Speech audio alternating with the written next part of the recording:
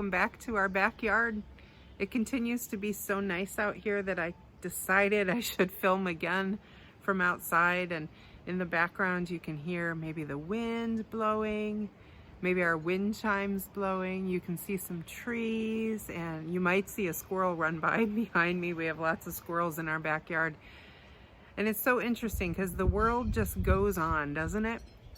The wind continues to blow, the squirrels continue to play, and here we are focusing on the Easter story.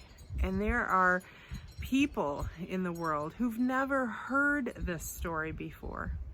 And as you've been collecting your treasures, I'm praying for you that you are learning what those treasures remind you of, that you're learning how to tell and retell in your own words the Easter story. You don't need a book like this to tell it.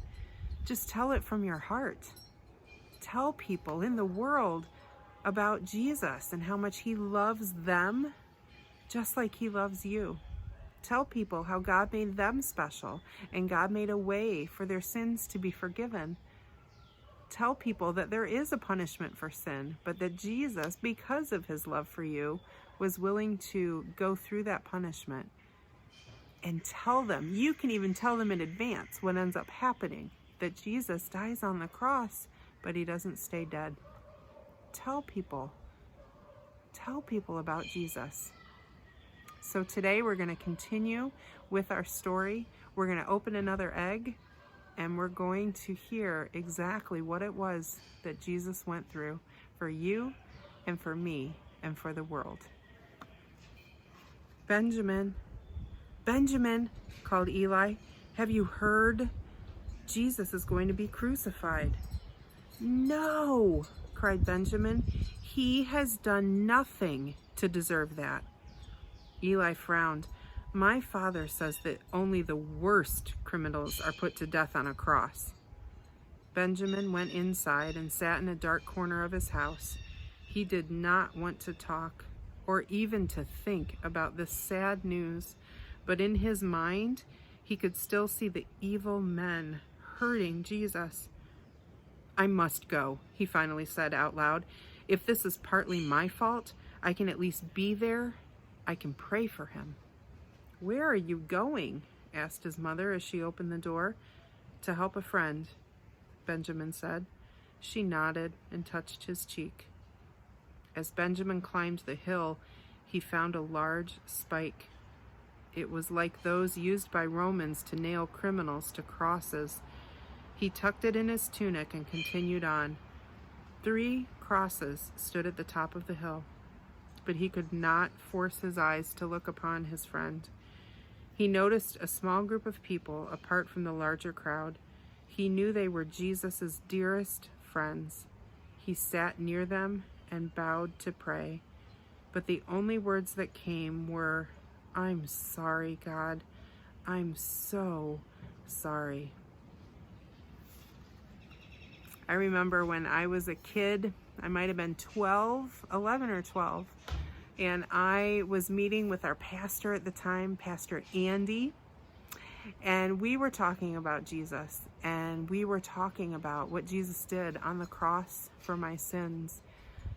And I'd heard about Jesus my whole life, but it was in that moment that I felt a lot like Benjamin did in this story, where I realized that Jesus did this for me and because of my sin. And just like Benjamin did in our story, I told Jesus, I'm sorry. I am so sorry. And you know what? I knew in that moment that Jesus knew that I was being real. I was being sincere with my sorrow and my sorry.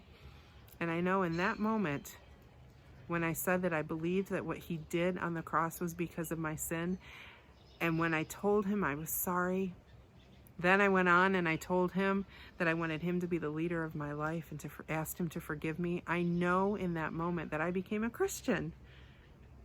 And I know in that moment that the Easter story became more than a story. It became real. It really did happen.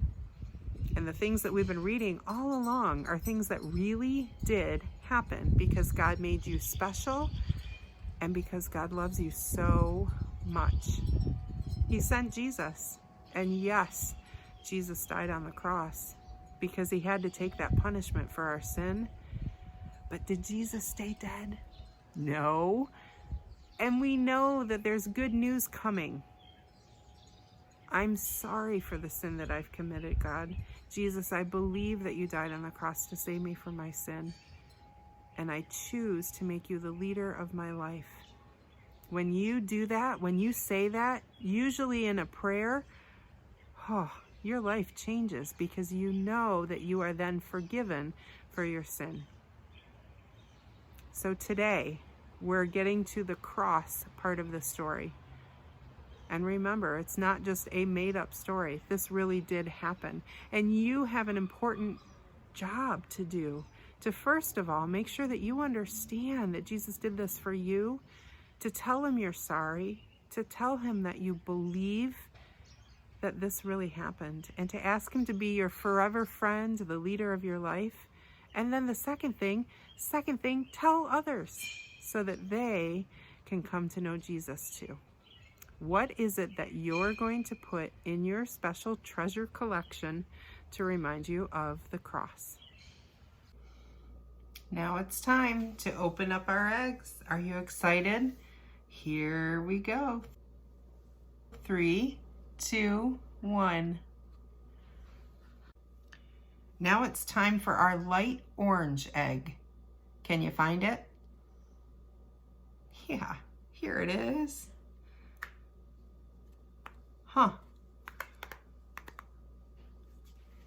Ready? Wow. What is that? It's a cross. And if you look even closer, the cross is made of nails. That definitely reminds us of the Easter story.